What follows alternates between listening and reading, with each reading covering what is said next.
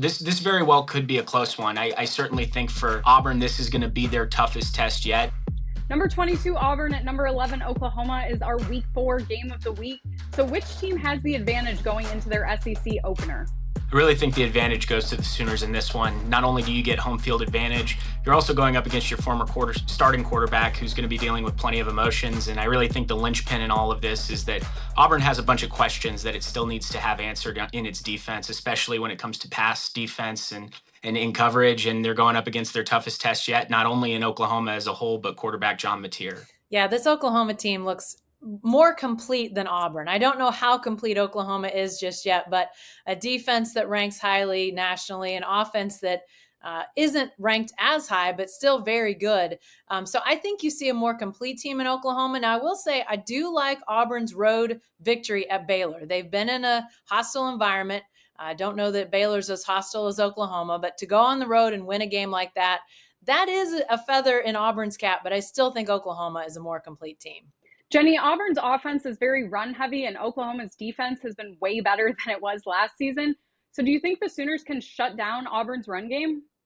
I don't know about shut down, but they clearly do have a pretty talented defensive front. Their secondary has had some injuries and really kind of still trying to get its footing and figure out the rotation in the secondary. But defensive front, their line, their linebackers, they're playing exceptionally well, and they have really slowed down the run. So Jackson Arnold's probably going to have to get some yards on his own to really kind of get that defense softened up a little bit. But I think Oklahoma's defense is much more well prepared to handle a running game like Auburn's at this point.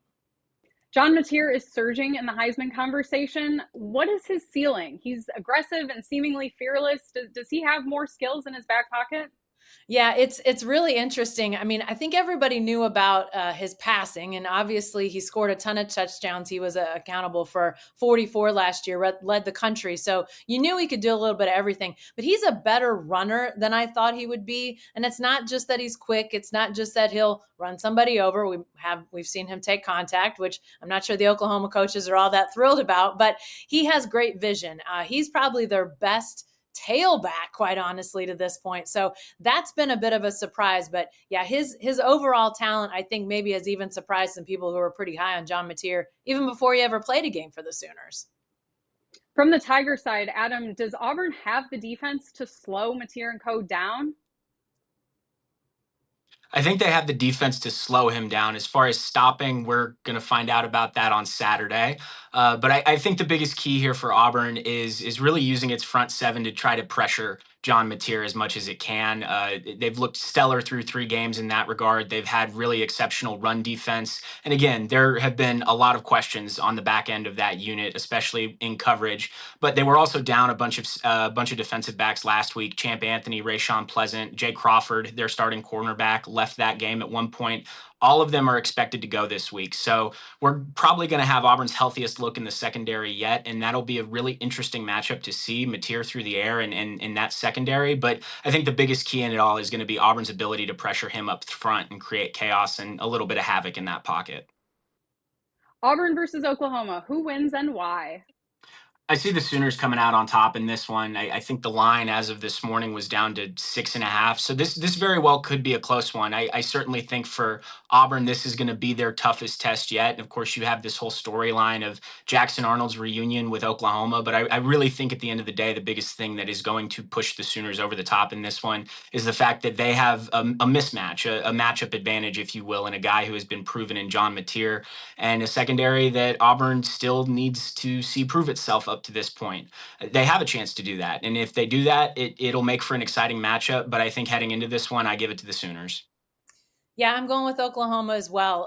And I think it's the defense, the Oklahoma defense, that is going to win this game for Oklahoma. Mateer is great, and I think he'll have a nice day. But I do like what Oklahoma's defense has done to this point. Number 4 in total defense in the country. If you look at yards per play, they're averaging less than 4 yards a play, which is 3rd in the country. Now, they are going to have the first half without R. Mason Thomas, their really talented edge rusher who was called for targeting against Temple this last weekend. He'll miss the first half against Auburn, but still that defensive front, very deep and talented. I like what Oklahoma has done on the defensive side. And Jackson Arnold, who became known as turnover prone during his Oklahoma days, he's put it on the ground a couple times already this year. Now, he hasn't thrown an interception yet, but turnovers were a big bugaboo for him as a Sooner. So I could see this defense forcing him into some mistakes as well. Clemson, Notre Dame, two teams most of us, I think, didn't expect to have two losses at this point in the season. Both are in difficult spots already. But Tyler, who do you think has an easier path to the playoff, if at all?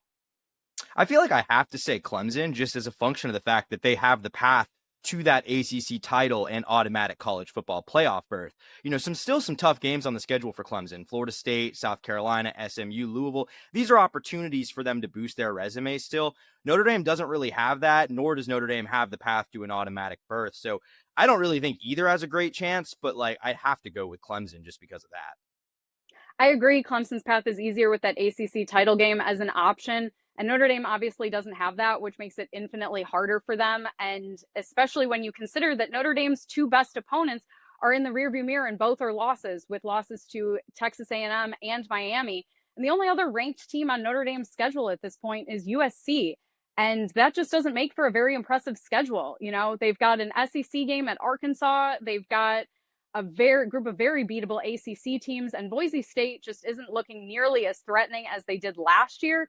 So even if the Fighting Irish defense picks up a little bit and Jeremiah Love starts putting up 100-yard rushing games and freshman quarterback CJ Carr finds his groove, that still might not be enough. Notre Dame has to win out. That is a must. But when it comes to making the playoff, they're not in control of their own destiny anymore, and they definitely need some other teams to lose, and lose quite a bit. College football week 4, and we've got some straight up picks, starting with number 17 Texas Tech at number 16 Utah. I'm going with the Red Raiders and that high powered and more dynamic offense. I agree that I like the offense, but I think Utah has the defense to slow them down, and Salt Lake's a tough place to play, so I'll take Utah.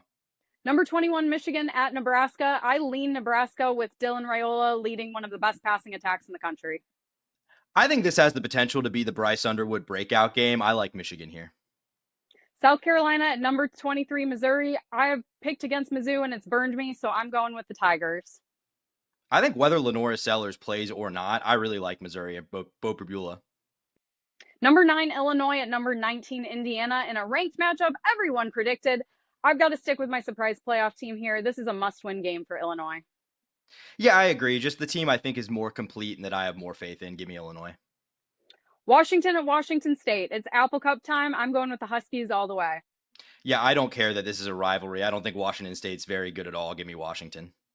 Number 22 Auburn at number 11 Oklahoma. I'm picking Oklahoma. I think John Mateer is just too fun and too chaotic.